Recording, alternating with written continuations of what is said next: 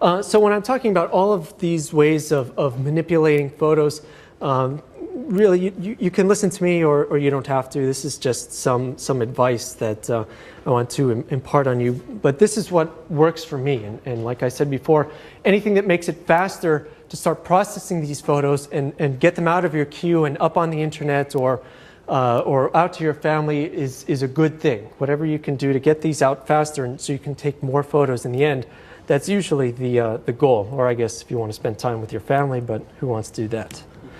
Okay, so the last piece of advice that I am going to hammer into you, and I really am going to hammer it into you, literally, I have a hammer in my backpack, is that you must back up. It is, if I could make a requirement for this class, I would, because backing up your data is so important. I have so many stories of data that I've backed up. Okay, so here's a good one. So I had a laptop with all that iView Media Pro photos that I mentioned to you, and an external hard drive, like pictured here, that I would plug into the machine and back up every day or every 12 hours or something like that. And I was thinking, okay, I'm set. I have a laptop with all my photos and a backup drive with all my photos. But guess what happened? One day I woke up, I went to turn on my computer, turned it on, the hard drive was dead. And I'm like, okay, it's a little nerve-wracking, but it's not so bad. I have a backup. But it turns out my backup was dead as well. So now, as a result, I did lose some photos. Not a lot. I did lose some photos, but it just was a fluke. And I remember going to the Apple store and because I had an Apple laptop and complaining to them that I needed a new hard drive because it had broken. And they told me, oh, there's no way that both of them could have broken at the same time. It's statistically impossible, but it actually did happen. And so you're playing with fire with hard drives. They're moving parts that are moving very, very quickly, and it's not something that you want to rely on just on having one hard drive. All of your data, all of your important bits of data, including your photos, if those are what are really important to you, you don't want to have them just on one hard drive or even just on 2 hard drives. I would tell you my backup scenario now, but I would embarrass myself with how many hard drives I have. Okay, it's 4. So back up your photos. It's not that expensive to do. Even 500 gigabytes will store a ton of photos, even your really important personal data, maybe even some emails, so on and so forth. And this is pretty cheap. You can even go to Best Buy or any local store and find some relatively cheap hardware to an external drive to store your photos. And if you're truly paranoid, you're going to do more than just store your photos on several external drives. You will also store them in completely different geographical locations as well. Yes, I do this as well. So the reason is that imagine, you know, God forbid, there's some really apocalyptic event in your home. So it burns down, it floods, something like that. It doesn't matter how many external drives you have, you're going to lose all of that data.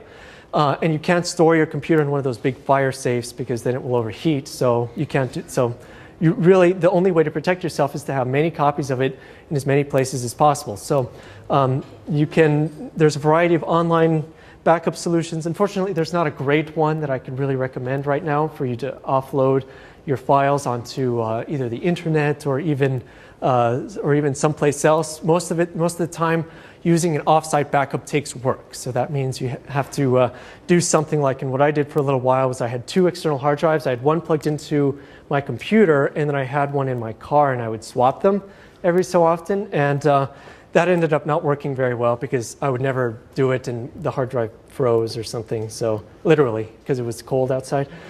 So these are risks that you take when using the computer, and there's a lot of them in addition to just losing your data, but it's something that you should spend time trying to figure out. Yes? Are the fixed state flash drives more reliable? Theoretically, they're supposed to be.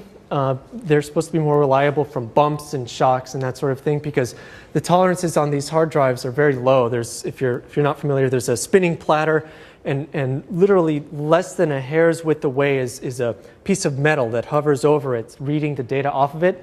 And if it gets bumped, then usually that piece of metal can gouge into the hard drive, and there goes some of your data. And so the solid-state drives, which do not have movable parts, are supposed to help with that, and they do have better shock resistance, but they still are prone to failures because they will wear out eventually. They'll have, electrical surges, that sort of thing can also cause them to fail. So they might be more reliable, but I don't have concrete data on that. But still, if you're using one, you should still back up your data. And in fact, it's harder to recover data from a solid-state drive than it is from a hard drive. So if you do have a failure, you're worse off. Okay. So using software tools, you can actually do quite a bit more than just organize your photos. You can also interact with a camera. And so even cameras that are 5 years old have the capability, or many of them have the capability to connect to a laptop computer via a USB cable, and you can control them using software. So using Aperture or using the software that came with your specific camera, you can usually fire the shutters. You can actually click the shutter from afar using your computer. And so I have to say that this sounds to be of limited use, and it is if you for particularly advanced setups, but if you want something that's easy, so for example, you have a studio setup where you need to take a lot of photos of something or someone, and neither your camera nor the computer is moving, this is a very good situation. It's a very good scenario because you can take a photo from your computer, it will automatically be downloaded, and you can see it on your computer right away and be able to make adjustments. And I guarantee that no matter how big the screen is on your camera, it's still not very big. And once you see the photo on your computer screen,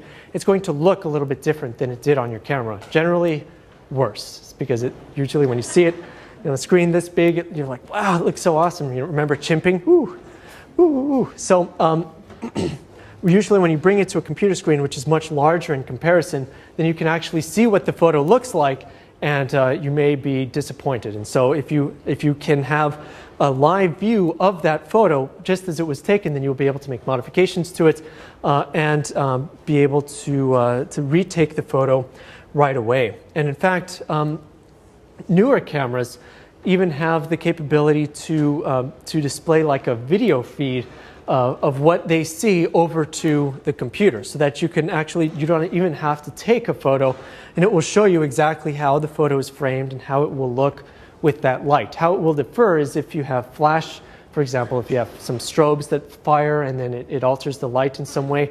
But still, that can be very useful, especially for taking a look at the focus, how well focused it is, if it's on a macro subject or a variety of things. And as much as I wish that this technology was available cheaply,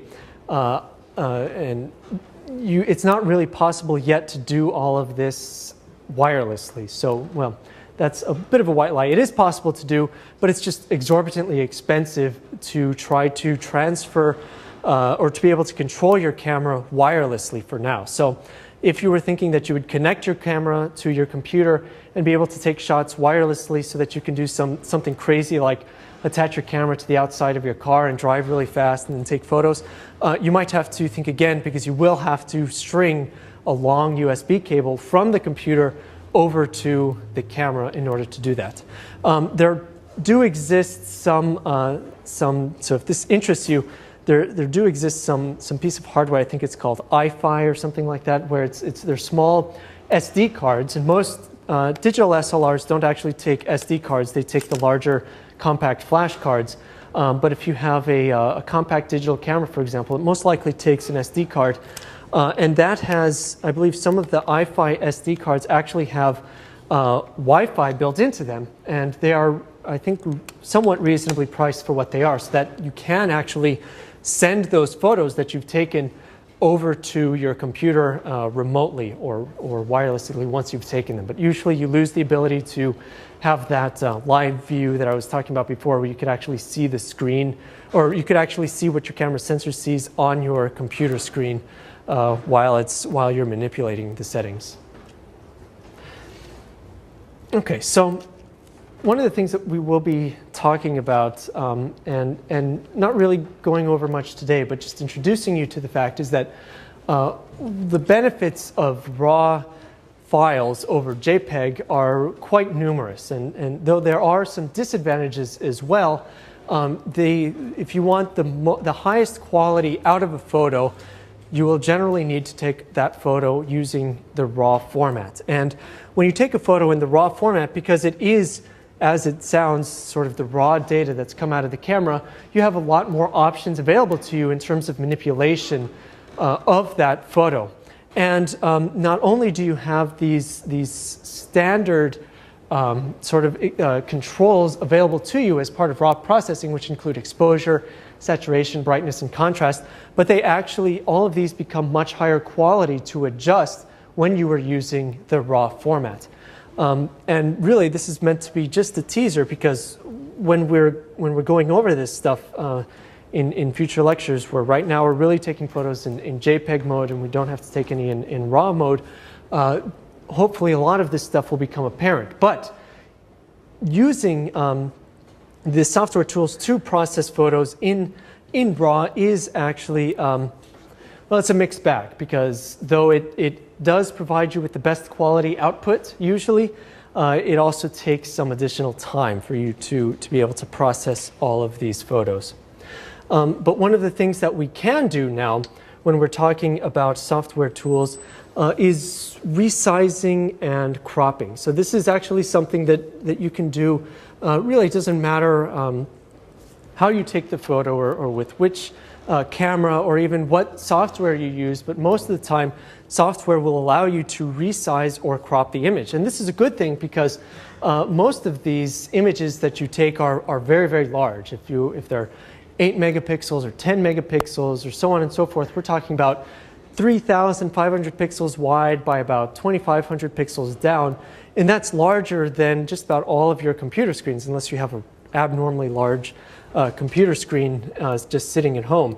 And so when you take these photos, if you were to crop them or resize them, you can actually make them a lot more manageable of a size for you to send not only to your friends and family over email, but also to Flickr, for example. And so if you keep, I think I'm a big fan of keeping the original sized photographs at 100% only available to yourself, and sending out slightly resized versions of those, because then it's a lot easier to prove who the original photo belongs to. If you have the original 100% version of that photo, then it's a lot easier for you to make an argument and say, look, I have this photo in its original resolution, I bet you don't. And you could go, you could combat any sort of copyright issues that you might be able to come across. Of course, it's not tested, but it might actually work, I think. And so, but it has the side benefit not only of that, but also, like I said, because we're dealing with monitors that are really quite small in size relative to the size of these images, resizing them down to maybe, let's say, 1,000 pixels wide by however tall it is usually a good way to go, because then that photo will still take up a good sizable portion of that user's desktop, may even take up the entire thing depending on the size of their monitor, but you are making it a lot more reasonable. However, when you are cropping a photo, one of the things that you have to be concerned with is how much resolution you have. And so one of the things that we'll be talking about throughout the semester is that you really don't need to concern yourself too much with megapixels. Just about every camera available on the market today has enough megapixels for pretty much whatever you need it to do. But where this does become useful is when you are cropping something, and specifically when you are cropping something a lot. So as you remember from the first lecture, we were talking about these files as being raster files, and what that means are bitmap files, and what that means is they're made up of pixels, or basically a matrix of small dots that have different colors, whose combination in the end makes up the original photo that we see here today. And when you really get down to it and zoom in on one of these photos quite a bit, or if you try to crop it by quite a lot, then part of the problem is that you could start to see some of these individual pixels, and you would get a problem, what we call pixelation. So like what you see here, and I apologize that the contrast is low, I still have to work on the lighting here, but you can see I've zoomed in quite a bit on a particular portion of this image, and you can see the individual blocks on some detail in this image. And well, it's kind of neat to look at. You don't want to do this all the time. So when you're cropping an image, you don't want to crop too much or risk resizing. And in fact, whenever you see some piece of software or anything on TV or in the movies that say enhance, and then magically you can see all of that detail that used to be there in real life but isn't there in the photo, it's a bunch of I can't say what I really think about it, but it is terrible. It's not right. You cannot actually create data where there was none. As you can see from this photo, this is as much data as we have from this particular section of the photograph. And your guess is actually probably better than a computer's as to what this thing is or what the details of this thing actually look like if you were to look at it at a much higher resolution. So resizing, if you're going to resize photos, it's okay to resize photos down to make them smaller, but you have to be really careful when you're resizing photos up and making them bigger, because you are risking pixelation, and no matter how good of a program you are using to resize these photos, you were going to get some weirdness. So if you'll let me use that term, out of a photo when you try to make it larger. You're not going to get additional detail out of it. You're just going to begin getting pixelation. Or good photos, or rather good pieces of software like Photoshop will try to use some tricks to try to make it look a little bit sharper, like make it look like it's gotten a little bit more detail. This doesn't work very well, and it's really only a band-aid for a huge gash in the problem of resizing a photo and making it much larger. So this is especially applicable to compact digital cameras that use digital zooms. So sometimes they have this ridiculous notion. This was very popular, especially a few years ago, where they would say, oh, we have 120x total zoom or something like that. And when you actually got down to it, you saw that it had 4x optical zoom and 80x digital zoom or something like that. And all it is doing, the digital zoom, is literally just resizing the photo to be bigger. It's just making it bigger and cropping it so that the end result is that it has the same number of pixels, but you have much less data, because it is as if you're taking a small portion from the middle of the frame and making it bigger and getting all of that pixelation and losing all of that data that existed before, and you're getting the same size file. It's just a waste for everybody. It's purely a marketing thing. It doesn't help you get any better resolution out of these photos. It doesn't help the camera resolve any additional detail that might have existed in the scene. If you have a camera that has both optical zoom and digital zoom, disable the digital zoom. It's really not doing you any favors, and you can do a higher quality digital zoom if you really want later on your computer. No matter what, the algorithms in your camera just are not as good as the ones that are in good programs such as Photoshop that are available on the computer. So turn off the digital zoom. It's just a waste of your time, and crop later if you really, really want to. And again, megapixels really aren't that important unless you're doing a lot of cropping. If you're doing a lot of cropping, so for example, people who take photos of birds, for example, usually need to get the longest lenses they possibly can, the biggest lenses they possibly can, and to get the most detail they possibly can to be able to crop these photos. And usually that means you will want to have a slightly higher megapixel camera. This comes at a certain expense though, and we'll talk about this throughout the semester, but usually having more megapixels is not always a good thing. So be wary of that when you're buying a digital camera. If you're looking at two and you're leaning towards one because it has slightly higher megapixels, don't worry about it. It really doesn't make that much of a difference. Look at all the other features that come with the camera instead. That is what will make the biggest difference to your photos.